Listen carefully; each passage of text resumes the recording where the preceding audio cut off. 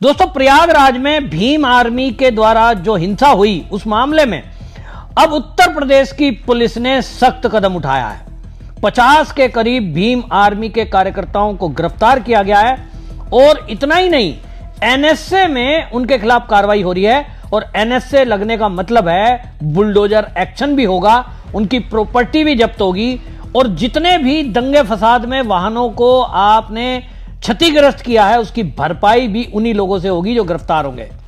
अब जैसे ही एनएसए में कार्रवाई होने की खबर चंद्रशेखर रावण को लगी तो चंद्रशेखर रावण के सुर बदले और उसने वो जो दंगाई हैं उनसे पल्ला झाड़ते हुए ये कह दिया, मैं तो था ही नहीं, मैं तो सर्किट हाउस में था और भीम आर्मी का एक भी कार्यकर्ता उस दंगा फसाद में नहीं था।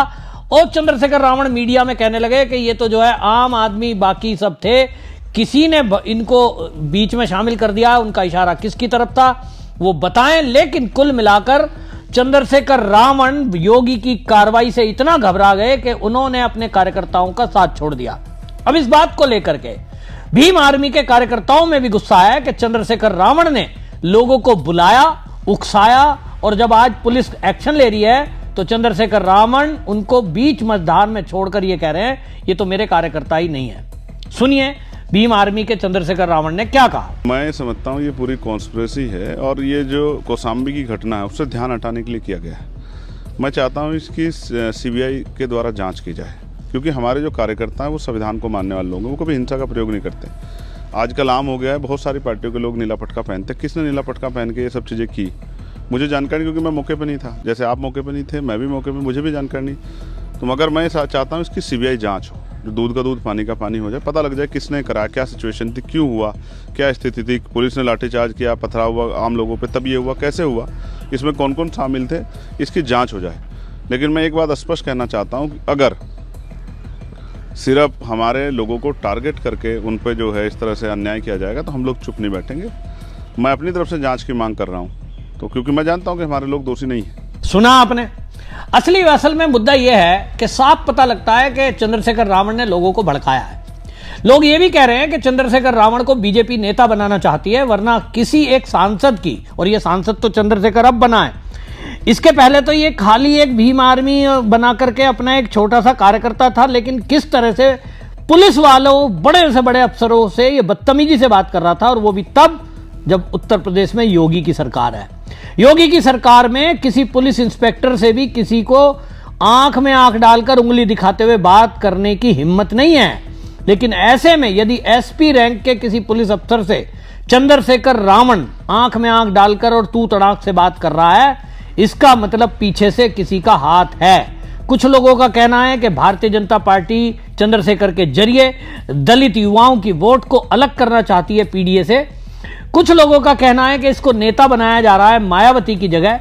लेकिन अब योगी आदित्यनाथ के एक्शन से बिल्कुल साफ हो गया कि पार्टी आलाकमान या बीजेपी का कोई लीडर अगर चंद्रशेखर को हीरो बनाने के चक्कर में हो तो भाई यूपी में तो योगी की चलेगी। और यूपी में योगी जी अपने हिसाब से लॉ एंड ऑर्डर पर किसी से कोई समझौता नहीं करेंगे, ये योगी जी के आदेश से साफ हो गया है। मुद्दा असल में था, आप सबको पता ही है, 13 अप्रैल को इसोटा गांव के अंदर एक युवक, जिसके बारे में बताया जा रहा है कि वो जलकर मर गया, उसको सरकारी पट्टा दिलाने के लिए चंद्रशेखर आजाद ने, जो ये आजाद समाज पार्टी का भीम आर्मी का प्रमुख है, चंद्रशेखर रावण ने अधिकारियों से बात की और ये कहता है कि जी उनको सरकारी पट्टा नहीं मिला, जिसके लिए मैं जो है वहां उन परिवार से मिलने के लिए जा रहा था।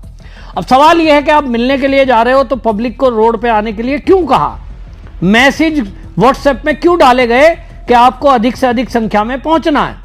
मैसेज सर्कुलेट किए गए, गांव गांव से पब्लिक के ये जो हुड़दंगी हैं इनको बुलाया गया और ये लाठी डंडों के साथ मोटरसाइकिल, स्कूटर और गाड़ियों में आए और पुलिस की गाड़ियों में आग लगा दी, पुलिस की गाड़ियों में तोड़फोड़ की, आम लोगों की गाड़ियों में भी इन्होंने तोड़फोड़ की है। इसके कारण से लोगों में आक्रोश था। लोगों का कहना यह था कि अराजकता कैसे कोई फैला सकता है। आप देखें, योगी आदित्यनाथ वो है जिसने अतीक अहमद जैसे को ठिकाने लगा दिया। योगी आदित्यनाथ वो हैं जिसने मुख्तार अंसारी को मिट्टी में मिला दिया। योगी आदित्यनाथ वो हैं जिन्होंने समाजवादी पार्टी के सेकंड सीएम कहे जाने वाले आजम खान को साइड में लगा दिया। चंद्रशेखर रावण योगी के राज में ऐसा अराजकता कैसे फैला सकता है? योगी जी पता नहीं पहले बात में क्यों थोड़ा शांत रहे, लेकिन अब जब चारों तरफ से ये बात आने लगी कि भैया आप जो है एक नेता को नेता बनाने के लिए, दलितों का नेता बनाने के लिए क्या ठाकुरों को और ब्राह्मणों को बेइज्जती कराओगे? क्या पुलिस कर्मियों का ऐसे ही अपमान कराओगे? जिस योगी की पुलिस की चर्चा आज पूरी दुनिया में है, मेरे हिसाब से उत्तर प्रदेश की पुलिस नंबर 1 पुलिस है, क्योंकि तुरंत तत्काल अपराधियों के बारे में फैसला करना, बलात्कारियों को ऑपरेशन लंगड़े के दौरान गिरफ्तार करना, और जितने एनकाउंटर योगी पुलिस के अब 2017 से लेकर 25 के बीच हुए हैं, ये अपने आप में एक रिकॉर्ड है कि कितने अपराधियों के एनकाउंटर योगी पुलिस ने किए हैं। आज उत्तर प्रदेश पुलिस के नाम से अपराधी कांपते हैं, और ऐसे में कोई एक नेता किसी एक वर्ग का, उत्तर प्रदेश के एक छोटे से क्षेत्र का सांसद और पुलिस को धमकाए, योगी को धमकाए, ये कैसे चल सकता है? और इसीलिए योगी जी का सख्त आदेश हुआ तो तुरंत जो है इंस्पेक्टर करछना अनिल सरोज की तहरीर पर एफआईआर दर्ज हुई।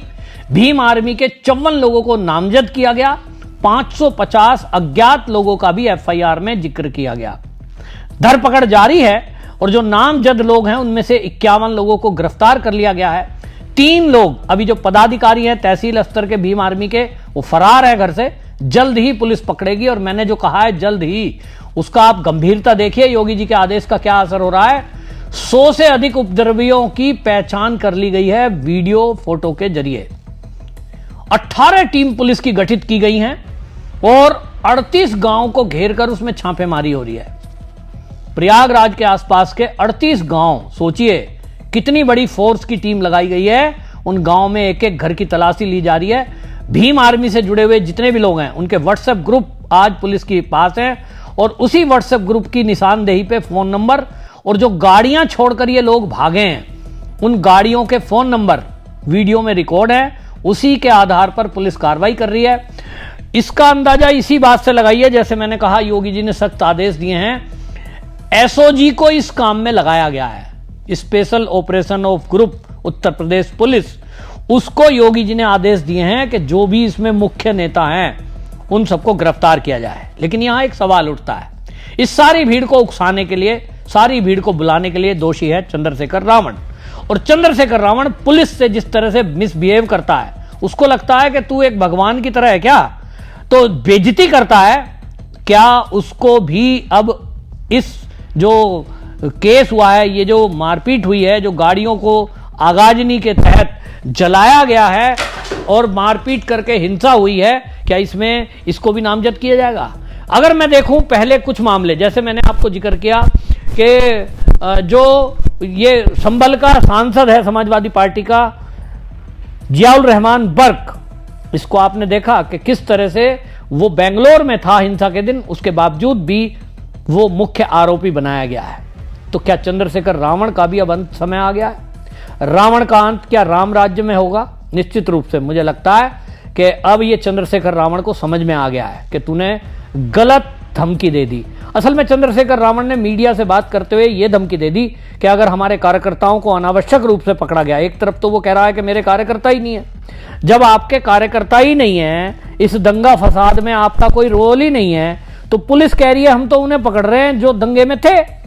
पुलिस ने वीडियोग्राफी की है, सीसीटीवी फुटेज प्राप्त की है, जो गाड़ियों को तोड़ रहे हैं, गिरा रहे हैं, पलट रहे हैं, आग लगा रहे हैं, उनकी फोटो के आधार पर पकड़ गिरफ्तारी हो रही है। तो चंद्रशेखर रावण एक तरफ कह रहा है कि हमारे तो भीम आर्मी के लोग ही नहीं है वो, तो भाई पुलिस तो कह रही है हम तो उन्हीं को पकड़ रहे हैं जो दंगे में दिख रहे हैं फोटो में और वीडियो में। तो चंद्रशेखर रावण कहता है कि हम लखनऊ में जाकर घेराव करेंगे, विधानसभा का घेराव करेंगे। तो क्या योगी को चंद्रशेखर रावण चुनौती दे रहे हैं? योगी को अगर चंद्रशेखर रावण धमकी दे रहा है कि हम विधानसभा का घेराव करेंगे, तो इसका मतलब यह है या तो बीजेपी के बहुत बड़े नेता का कोई हाथ है जो वो योगी से भी पंगे लेने को तैयार बैठा है, या फिर ये समझ लीजिए कि चंद्रशेखर रावण की राजनीति का अंत समय आ गया है और अब योगी जी इसको भी ढंग से सबक सिखाएंगे कि दंगा करने का मतलब उत्तर प्रदेश में क्या होता है। आपकी क्या राय है? कमेंट में जरूर लिखिए, वीडियो को शेयर करिए। वंदे मातरम।